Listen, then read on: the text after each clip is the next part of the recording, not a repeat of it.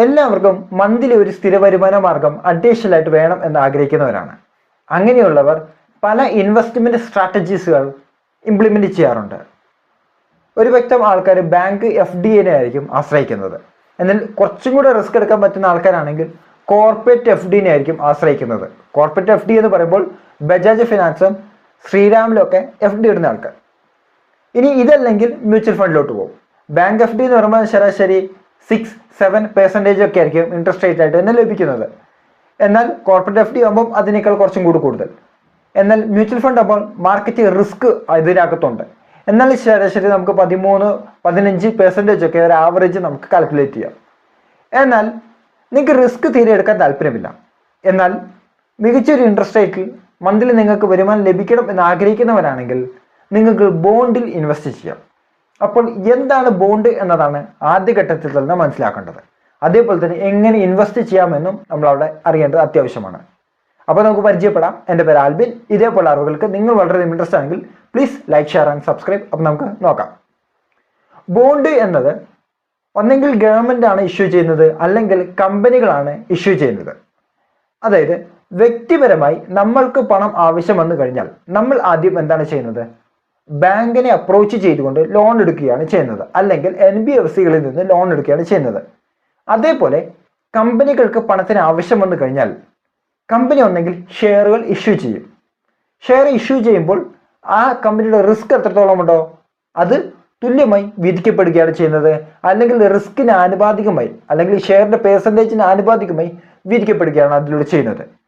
എന്നാൽ കമ്പനികൾക്ക് ഇതേപോലെ ക്യാഷിന് ആവശ്യം വന്നു കഴിഞ്ഞാൽ ഒന്നെങ്കിൽ ബാങ്കിനെയോ NBFCനെയോ സമീപിച്ചുകൊണ്ട് അവർ ലോൺ എടുക്കും. എന്നാൽ അതിന് പകരമായി പൊതുജനങ്ങളിൽ നിന്ന് പണം സമാഹരിക്കാൻ വേണ്ടിയിട്ടാണ് ബോണ്ടുകൾ അവർ ഇഷ്യൂ ചെയ്യുന്നത്. ഇത് പ്രത്യേകിച്ച് കമ്പനികളും ഗവൺമെന്റും ഒക്കെയാണ് ഇഷ്യൂ ചെയ്യുന്നത്. ഈ ബോണ്ടുകൾ നമുക്ക് പർച്ചേസ് ചെയ്യാൻ സാധിക്കുകയാണെങ്കിൽ അവർ പറയുന്ന നിശ്ചിത ശതമാനം എത്ര പെർസെൻറ്റേജ് ആണ് അവർ പറയുന്നത്, ആ പെർസെൻറ്റേജ് ഇൻട്രസ്റ്റ് റേറ്റ് നമുക്ക് ലഭിക്കുകയും ചെയ്യും. ഇതാണ് ഇതിൻ്റെ അഡ്വാൻറ്റേജ്. അപ്പോൾ ഇതിൻ്റെ റിസ്കിനെ AAA, AA എന്നൊക്കെ തമ്മിൽ തിരിച്ചിട്ടുണ്ട്. അതേപോലെ തന്നെ ഇതിലെ ഇൻട്രസ്റ്റ് റേറ്റിനെ പറയുന്നത് കൂപ്പൺ റേറ്റ് എന്നതാണ്. അപ്പോൾ അതിനെ ആസ്പദമാക്കിയിട്ട് ഇത് നമുക്ക് പർച്ചേസ് ചെയ്യാൻ സാധിക്കുകയാണെങ്കിൽ, ഏറ്റവും സേഫ് ആയിട്ടുള്ള പ്ലാറ്റ്ഫോമിൽ നിന്ന് പർച്ചേസ് ചെയ്യാൻ സാധിക്കുകയാണെങ്കിൽ നമുക്ക് ഇതേപോലെ മന്ത്ലി നമുക്ക് ഇൻകം ലഭിക്കുകയും ചെയ്യും എന്നതാണ് ഇതിൻ്റെ അഡ്വാൻറ്റേജ്. ഞാനൊരു പ്ലാറ്റ്ഫോം പരിചയപ്പെടുത്തി തരാം. വിൻവെൽത്ത് എന്നാണ് പ്ലാറ്റ്ഫോമിൻ്റെ പേര്. അതുവഴി നിങ്ങൾക്ക് ബോണ്ടുകൾ പർച്ചേസ് ചെയ്യാൻ സാധിക്കുകയാണെങ്കിൽ, അതായത് അവർ ഓൾറെഡി തന്നെ ഫിൽട്ടർ ചെയ്ത് വെച്ചിട്ടുണ്ട് ഏറ്റവും മികച്ച ബോണ്ടുകൾ. അതിൽ നിന്നും മികച്ച ബോണ്ടുകൾ നമ്മൾ ഫിൽട്ടർ ചെയ്ത് വാങ്ങിക്കാൻ സാധിക്കുകയാണെങ്കിൽ മന്ത്ലി നമുക്ക് സ്ഥിരമായിട്ട് വരുമാന മാർഗം ലഭിക്കുകയും ചെയ്യും എന്നതാണ് ഇതിൻ്റെ അഡ്വാൻറ്റേജ്. ബേസിക് ആയിട്ട് 1000 രൂപ ഉണ്ടെങ്കിൽ പോലും നമുക്കൊരു ബോണ്ട് പർച്ചേസ് ചെയ്യാൻ സാധിക്കും എന്നതാണ് ഇതിൻ്റെ ഏറ്റവും അട്രാക്റ്റീവായ കാര്യം എന്ന് പറയുന്നത്. പ്രത്യേകിച്ച് ഓൺലൈൻ വഴി ലോൺ എടുക്കുന്ന പ്ലാറ്റ്ഫോമൊക്കെയാണ് നാവി എന്ന് പറയുന്ന പ്ലാറ്റ്ഫോം. ഈ നാവി എന്ന് പറയുന്ന പ്ലാറ്റ്ഫോം പോലും ബോണ്ടുകൾ ഇഷ്യൂ ചെയ്തിട്ടുണ്ട് വെറും 1000 രൂപയ്ക്കൊക്കെ. അത്തരം ബോണ്ടുകൾ നമുക്ക് പർച്ചേസ് ചെയ്യാൻ സാധിക്കുകയാണെങ്കിൽ അവരിൽ നിന്ന് വരെ നമുക്ക് വരുമാന മാർഗം ലഭിക്കും.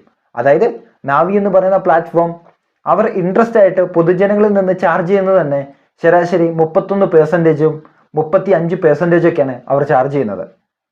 എന്നാൽ നമുക്ക് ശരാശരി 10-15% നാവിയുടെ ബോണ്ട് വാങ്ങിക്കുന്നതിലൂടെ ലഭിക്കുകയാണെങ്കിൽ പോലും അത് നമുക്ക് എക്സ്ട്രാ വരുമാന മാർഗമായി മാറുകയാണ് ചെയ്യുന്നത്. പ്ലാറ്റ്ഫോമിൽ പരിചയപ്പെടാം. നിങ്ങൾക്ക് ബോണ്ടുകൾ വാങ്ങിക്കാൻ താല്പര്യമുണ്ടെങ്കിൽ ഡിസ്ക്രിപ്ഷൻ ലിങ്ക് കൊടുത്തിട്ടുണ്ട്. അതുവഴി നിങ്ങൾക്ക് ഇൻസ്റ്റാൾ ചെയ്യാം, രജിസ്റ്റർ ചെയ്യാം, ബോണ്ടുകൾ പർച്ചേസ് ചെയ്യാം. നമുക്ക് നോക്കാം. ഇതാണ് വിൻവെൽത്ത് ബോണ്ടിൻ്റെ ഡാഷ്ബോർഡായിട്ട് വരുന്നത്. അപ്പോൾ നിങ്ങൾ ഇതിൽ ആദ്യമായിട്ടാണ് എൻട്രി ചെയ്യുന്നതെങ്കിൽ നിങ്ങളുടെ കയ്യിൽ ആധാർ കാർഡ്, പാൻ കാർഡ്, ഒരു ബാങ്ക് അക്കൗണ്ട്, ഇത്രയുമാണ് ഏറ്റവും പ്രധാനമായിട്ട് വേണ്ടത്. അപ്പോൾ നമ്മൾ നോർമലി ഒരു KYC ഒക്കെ ഫില്ല് ചെയ്യുന്നത് എങ്ങനെയാണോ അതേപോലെ തന്നെ നിങ്ങൾ KYC എല്ലാം കംപ്ലീറ്റ് ചെയ്യുക. അതിനുശേഷം അക്കൗണ്ട് ഓപ്പൺ ചെയ്യാവുന്നതാണ്. ഓപ്പൺ ചെയ്ത് വരുമ്പോൾ ഇങ്ങനൊരു ഡാഷ്ബോർഡ് നിങ്ങൾക്ക് കാണാൻ സാധിക്കും. അപ്പോൾ ഇവിടെ ബോണ്ടിൻ്റെ കുറേയധികം ബോണ്ടുകൾ നമുക്ക് കാണാൻ സാധിക്കും. അപ്പോൾ ഇതിൽ നമുക്ക് ശ്രദ്ധിക്കേണ്ട കാര്യം എന്നത്, ഇപ്പോൾ എക്സാമ്പിൾ ഒരു ബോണ്ട് നമുക്കെടുക്കാം. അതായത് ഇവിടെ 1000 രൂപയ്ക്ക് വാങ്ങാൻ സാധിക്കുന്നത്, 1 ലക്ഷം രൂപയ്ക്ക് വാങ്ങാൻ സാധിക്കുന്നത് 10,000 രൂപയ്ക്ക് വാങ്ങാൻ സാധിക്കുന്നത് 66,000 രൂപ, 10,000 രൂപ, 1 ലക്ഷം, ഇങ്ങനെ പല വേരിയൻറ്റിലുള്ള പല ബോണ്ടുകൾ നമുക്ക് കാണാൻ സാധിക്കും. അപ്പോൾ ബോണ്ടിനെ കുറിച്ച് ഒന്നും അറിയാത്ത വ്യക്തികളൊക്കെ ആണെങ്കിൽ ജസ്റ്റ് ഒന്ന് ലോഗിൻ ചെയ്ത് ഏറ്റവും ചുരുങ്ങിയത് ഒരു 1,000 രൂപയുടെ ഒരു ബോണ്ടെങ്കിലും പർച്ചേസ് ചെയ്യുക, ഒന്ന് എക്സ്പീരിയൻസ് ചെയ്യാൻ വേണ്ടിയിട്ട്. അതിനുശേഷം നിങ്ങൾ നല്ലൊരു ഇൻവെസ്റ്റ്മെൻറ്റിലോട്ട് പോകുന്നത് നന്നായിരിക്കും. പഠിക്കാനും ഇത് സഹായിക്കും. കാരണം സ്റ്റോക്ക് മാർക്കറ്റ് പോലെ വളരെ വലിയ രീതിയിൽ നമ്മൾ ടെക്നിക്കലും കാര്യങ്ങളൊക്കെ അനലൈസ് ചെയ്യുന്നതിനേക്കാൾ കുറച്ചും കൂടി സിമ്പിളായിട്ട് നമുക്ക് ഇതിനെ ബോണ്ടുകളെ അപ്രോച്ച് ചെയ്യാൻ സാധിക്കുമെന്നതാണ് ഇതിൻ്റെ അഡ്വാൻറ്റേജ്. അപ്പോൾ ഞാൻ 1,000 രൂപയുടെ ഒരു ബോണ്ട്, അതായത് ടാറ്റ ക്യാപിറ്റലിൻ്റെ ബോണ്ടാണ് ഞാനിവിടെ സെലക്ട് ചെയ്യുന്നത്. ടാറ്റ ക്യാപിറ്റലിൻ്റെ ബോണ്ടിൽ സെലക്ട് ചെയ്യുന്ന സമയത്ത് ഇവിടെ നമുക്ക് റിട്ടേൺ ആയിട്ട് ഇവിടെ കാണിക്കുന്നത് 8%. ഏറ്റവും ചെറിയൊരു ഇൻട്രസ്റ്റ് റേറ്റാണ് 8% എന്ന് പറയുന്നത്. മെച്യൂരിറ്റി കാലാവധി പറയുന്നത് 27 മന്ത്സാണ്. അതേപോലെ തന്നെ റേറ്റിംഗ് നമ്മൾ നോക്കണം. റേറ്റിങ്ങിനെ ബേസ് ചെയ്തിട്ടാണ് റിസ്കുകൾ ഇവിടെ കാണിക്കുന്നത്. അപ്പോൾ നമ്മളിവിടെ ശ്രദ്ധിക്കേണ്ട കാര്യം എന്ന് പറയുന്നത് ഞാൻ നേരത്തെ പറഞ്ഞ പോലെ തന്നെ AAA, AA എന്നിങ്ങനെയൊക്കെ തിരിച്ചിട്ടുണ്ട്. അപ്പോൾ വിൻവെൽത്തിൻ്റെ അഡ്വാൻറ്റേജ് എന്ന് പറയുന്നത് മികച്ച റേറ്റിങ്ങുകളുള്ള ബോണ്ടുകളെയാണ് ഇതിനകത്ത് ലിസ്റ്റ് ചെയ്തിട്ടുള്ളത്. അപ്പോൾ നമുക്ക് വളരെ വേഗത്തിൽ തന്നെ ഫിൽട്ടർ ചെയ്യാവുന്നതാണ്.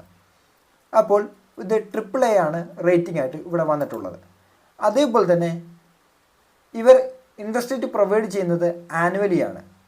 അതേപോലെ ഇൻവെസ്റ്റ്മെൻറ്റ് എമൗണ്ട് തുടങ്ങിയ എല്ലാം തന്നെ ഇവിടെ കാണിച്ചിട്ടുണ്ട്. നമ്മൾ 1,076 രൂപ ഇൻവെസ്റ്റ് ചെയ്തതിൻ്റെ 8% ഇൻട്രസ്റ്റ് റേറ്റ് നമുക്ക് 26 ആഗസ്റ്റ് 2025 ബാങ്ക് അക്കൗണ്ടിലോട്ട് ക്രെഡിറ്റ് ആവും. അതേപോലെ തന്നെ ആ സമയത്ത് തന്നെ ഒരു 86.50 എമൗണ്ട്, 50 പൈസ എമൗണ്ട് വീണ്ടും ക്രെഡിറ്റ് ആവുന്നുണ്ട്. അതിനുശേഷം ക്രെഡിറ്റ് ആവുന്നത് 2027 അതായത് 25 ക്രെഡിറ്റ് ആവുന്നുണ്ട്, 26 ക്രെഡിറ്റ് ആവുന്നുണ്ട്, 27 ക്രെഡിറ്റ് ആവുന്നുണ്ട്. അതിനുശേഷം നമ്മൾ എത്ര രൂപയാണ് ഇൻവെസ്റ്റ് ചെയ്തത്, അതായത് 1,000 രൂപ, ആ എമൗണ്ട്, അതായത് നമ്മുടെ പ്രിൻസിപ്പൽ എമൗണ്ട് എത്രയാണോ ആ എമൗണ്ട് അടക്കം നമ്മുടെ ബാങ്ക് അക്കൗണ്ടിൽ ക്രെഡിറ്റ് ചെയ്യപ്പെടുകയാണ് ചെയ്യുന്നത്. ഡെപ്റ്റ് ഫണ്ടിൽ ഇൻവെസ്റ്റ് ചെയ്ത ബാങ്കുകളാണ് യൂണിയൻ ബാങ്കും അതേപോലെ തന്നെ HSBC ബാങ്കും അതേപോലെ തന്നെ സ്റ്റേറ്റ് ബാങ്ക് ഓഫ് ഇന്ത്യയും ഇതിനകത്ത് ഇൻവെസ്റ്റ് ചെയ്തിട്ടുണ്ട് എന്ന് നമുക്ക് കാണാൻ സാധിക്കും. ഇനി അതേപോലെ തന്നെ വേറെ ഒരെണ്ണം കൂടെ നമുക്ക് എടുക്കാം.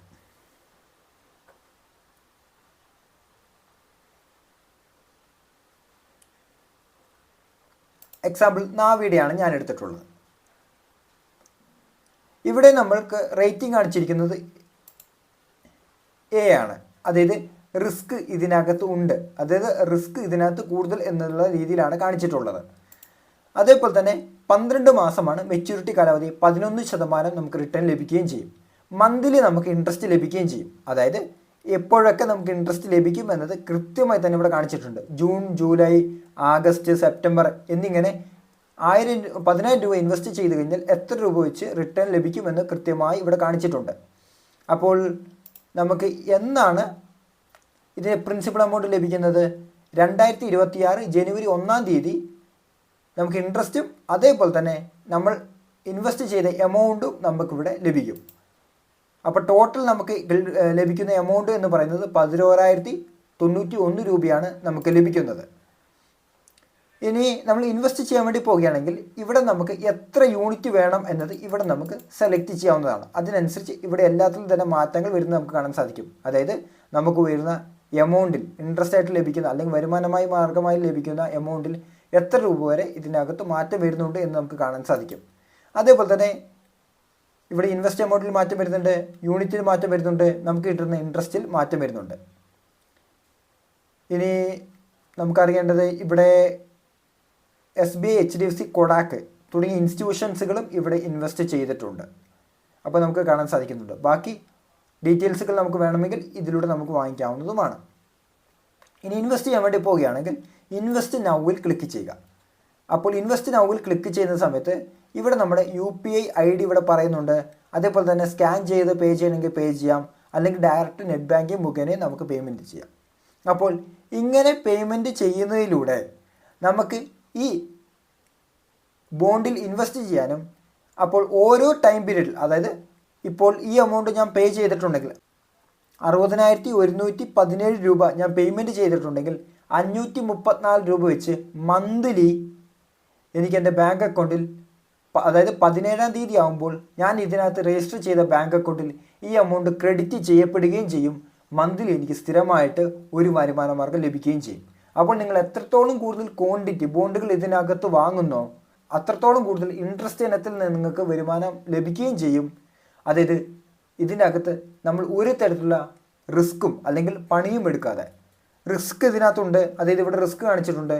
അപ്പോൾ താരതമ്യേന റിസ്ക് കുറഞ്ഞ കമ്പനികളാണ് വിൻവെൽത്തിൽ രജിസ്റ്റർ ചെയ്തിട്ടുള്ളത്. അതുവഴി ബോണ്ടുകൾ പർച്ചേസ് ചെയ്യുകയും ചെയ്യാം. സ്ഥിരമായിട്ട് വരുമാനം ഇതിനകത്ത് ലഭിക്കുമെന്നതാണ് ഇതിൻ്റെ പ്രത്യേകത. ഈ വീഡിയോ വളരെ ഉപകാരമായെങ്കിൽ please like, share and subscribe. അടുത്ത വീഡിയോയിൽ മറ്റൊരു ടോപ്പിക്കുമായി നമുക്ക് വീണ്ടും കാണാം.